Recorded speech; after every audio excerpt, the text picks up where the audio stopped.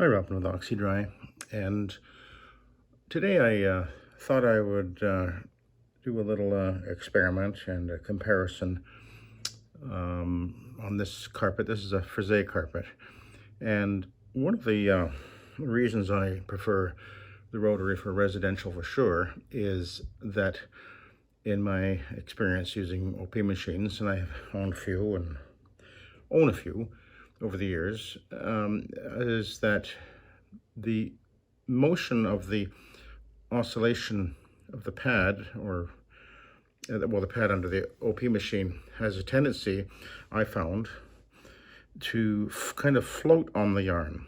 The longer the yarn, the more it tends to float. And even though some machines have a larger orbit than others, that effect of kind of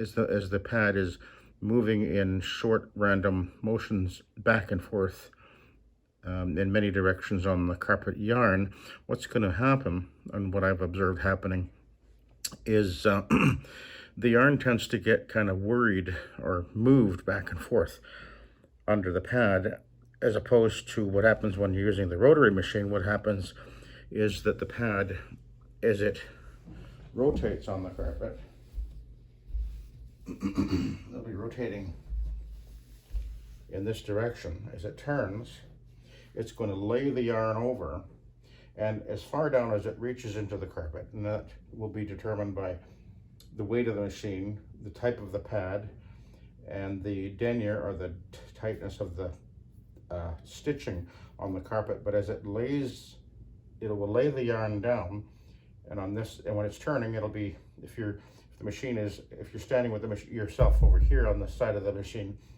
this side of the pad, the carpet will be leaning this way, and on this side it's moving this way, and on this side it's going this way, and on the back side it's going this way. So it's doing this constant motion, and as it does so, it's going to lay the yarn over and actually pull the soil from as far down as it reaches, moving it up to the top of the yarn, and ideally into the absorbent pad.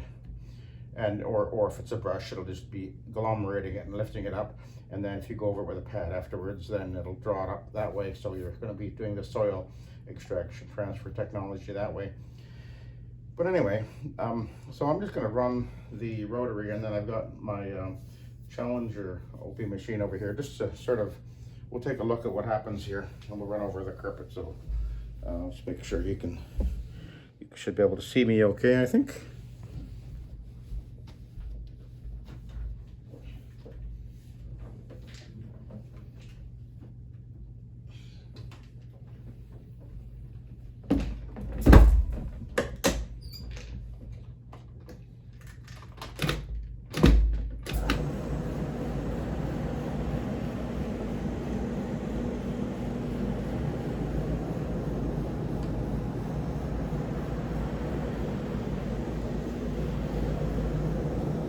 One of the arguments about using the rotary, and I've seen this, I posted an article recently on the SETT Facebook forum.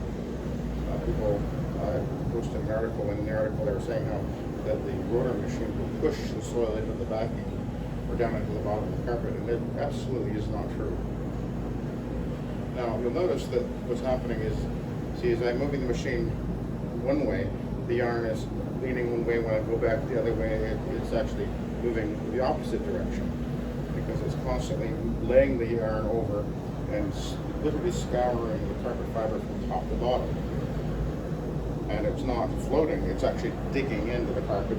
And of course, if you use a brush or a multi-brush, which is getting much more well known now, they've been around for many years.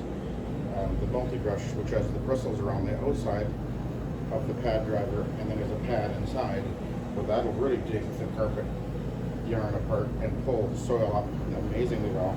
I used to use one of those years ago. I haven't used one for a while, but I'll be getting one again soon. But anyway, so what I'm going to do is I'm just going to stop right over here, and then we're going to move the machine back so you can see. Let me see if you can see that. Okay, you can see there's now where I stopped, there's like a there's like a disc shape there, because that's the bottom of the pad. What's happened is on this side, you can see the yarn's going this way. This side, it's going that way. On the back side, over there, it's going that way, and over here, it's moved this way. But as I go back and forth across the carpet, because this pad is turning 360 degrees on the yarn, it's going to be constantly laying the yarn various directions. And I'll show you that because I'm going to move it. I'm going to put it over here, and we'll take a look.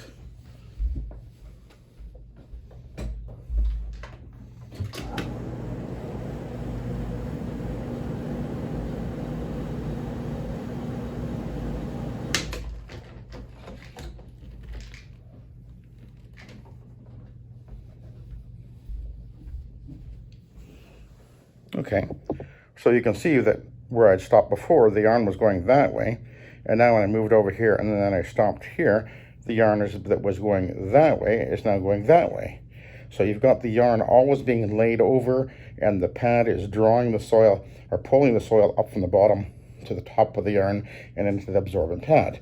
Now I'm going to switch over to the Challenger, which is sitting right over here.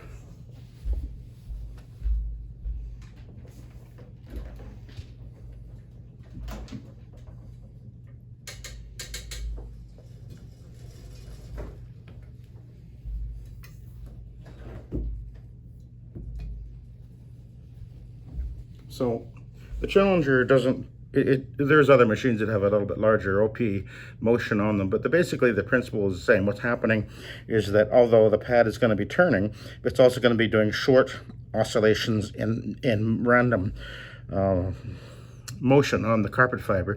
But what happens is that the yarn, which is underneath the pad, will be constantly moving all over the place like this. But it'll float, and the longer the yarn, the more that the yarn will tend to float underneath the pad,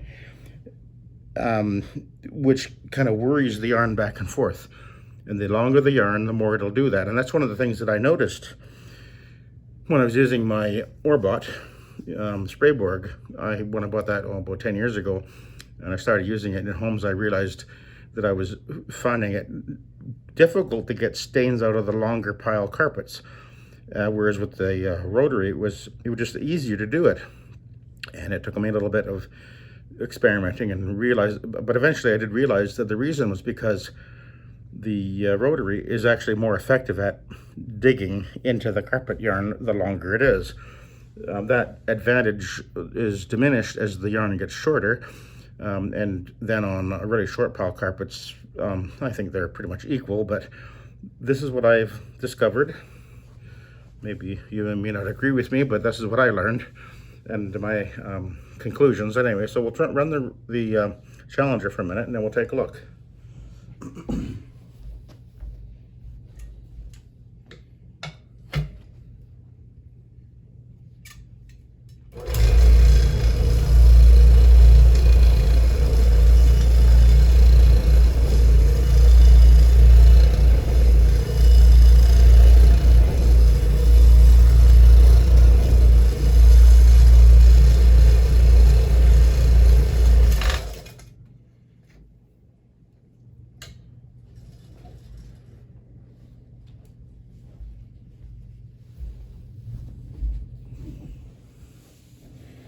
Now, although you can see the imprint of the actual pad, and by the way, I'm just using a two-way there just for demonstration purposes anyway, but if you take a look, I think if you zoom in on that, oh, I can zoom in, yeah.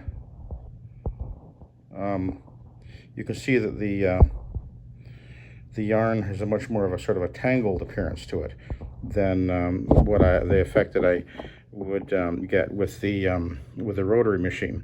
Now, I'm not saying that you can't clean or you shouldn't clean with an OP. I just wanted to just put this video out just to show the things that I've observed and learned over the years using both the OP and the Rotary. And in my experience and my observations, I came to the conclusion that I was able to get better results more consistently with the Rotary, and particularly with the longer pile carpets, which you're going to run into a lot more in homes where people have plush, and well, this is a frisee, or even some of those really long decorator area rugs, those polyester. Who can stand those ones, eh? But anyway, so I'm just saying that I think that's where the Rotary does have an advantage in residential, is that it's more versatile and overall more effective on many types of carpet yarns than the OP machine.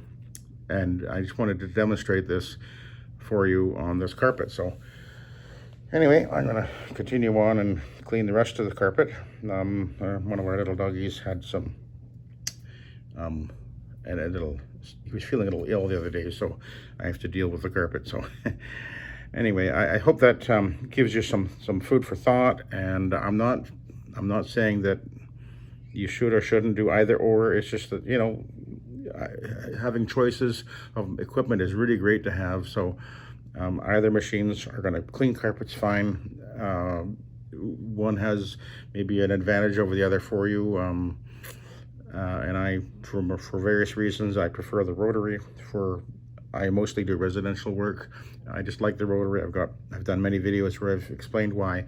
And this isn't to slam anybody using an OP. By all means, go and earn a living with the OP. Either method is using the SETT soil extraction transfer technology, and that's the important part of this, to continue to explore what are the benefits and whatever of using this system. So hopefully this will give you something to think about, and you know, just continue to encourage one another and learn from one another, and explore different ideas, and let's have fun and run your business as best you can. So I'll let you go. Thanks for watching, and have a good day.